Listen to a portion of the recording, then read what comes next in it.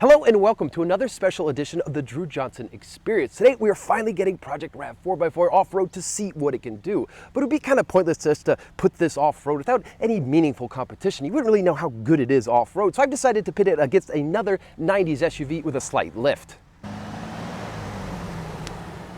Let's see what she can do. Off-road parks are few and far between where I live, and I didn't really want to head out into the bush by myself in a 22-year-old SUV with unproven off-road ability, so I decided to call up my good friend Ethan. In addition to having a heavily modified Jeep Wrangler that you see here, Ethan has a farm out in the boonies with miles of off-road trails that wind through a wooded section of his property. Admittedly, most of the trails weren't too challenging, but there were a few spots that put the RAV4x4's capabilities to the test. Alright, so here we go. We are approaching the first challenging off-road bit here in the woods. Let's see how good the little RAV4x4 is at conquering it.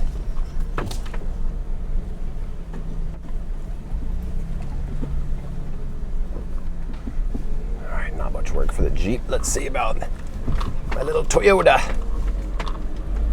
Oh, just like a little mountain goat. That was nothing.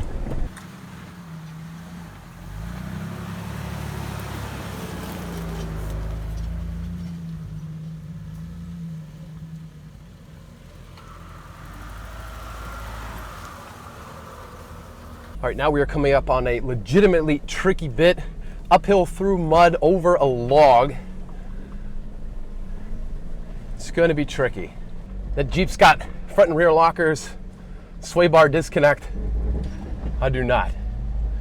All right, we're gonna have to get a run up at it. Let's see what she's got.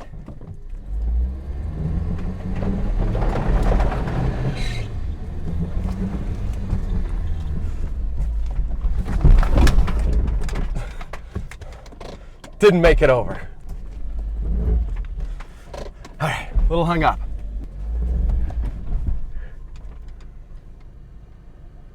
Oh dear.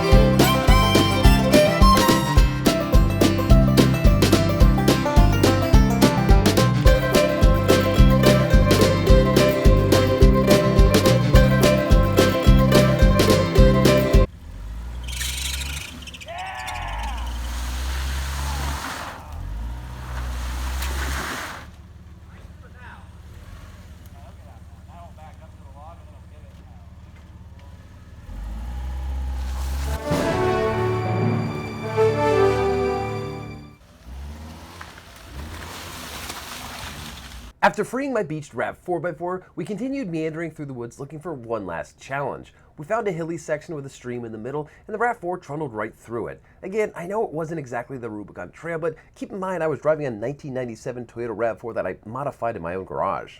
And so that's the conclusion of Project RAV4x4. We've proven that an old RAV4 can be made to look cool and go off-road too. This did everything the Jeep did, albeit it did get stuck once, but it got itself unstuck. And that's pretty impressive for a 20-year-old SUV that was left for dead when I found it and has 245,000 miles on the clock. What's also impressive about this RAV4 is not only did it do everything that Jeep did that's got locking differentials and a lift kit and big tires on it, but it did it without braking. I'm not going to drive this thing 2 hours home, and I was a little nervous about that, but this thing really has proven to be sturdy. But now that I've got this RAV4 all fixed up and proven it's capable off-road, I'm like a dog that's been chasing a car and suddenly caught it. I don't really know what to do with it. I'm probably going to keep it around for a little while because I'm just so proud of this thing. It was a really fun project for me to find this car and then fix everything and then get it looking this cool. And I really appreciate all the positive support I've received. A lot of you have been really interested in this build, and that really helped me go along. So thank you for your support for Project RAV4x4, and as always, thanks for watching this video.